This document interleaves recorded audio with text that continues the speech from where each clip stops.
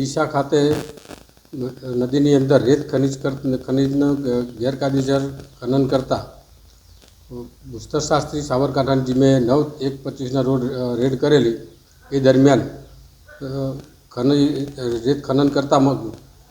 Hyundai કંપનીનું એક્સકેવેટર machine તથા 19 ડમ્પરો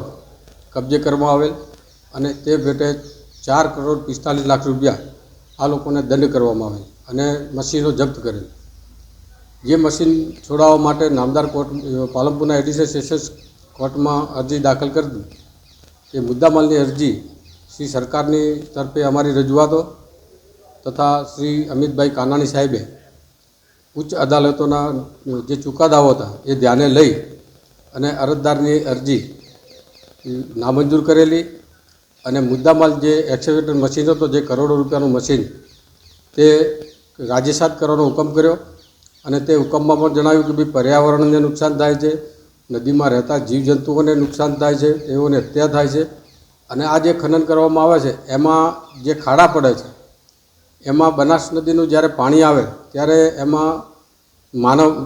લોકો અંદર નાવા પડતા હોય ત્યારે એ લોકો પણ ડૂબી જાય છે. એવી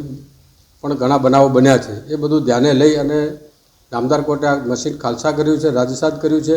અને વધુમાં જે મુખ્ય આનો જે ઓનર હતા નાનજીભાઈ ખીમજીભાઈ વણઝારા, એઓ જેને આરોપી તરીકે દર્શાવેલ નહોતા તેને આરોપી તરીકે ઉમેરવાનો હુકમ કર્યો અને સાથે સાથે IPC કલમ 379નો ઉમેરવાનો પણ હુકમ કરેલો છે.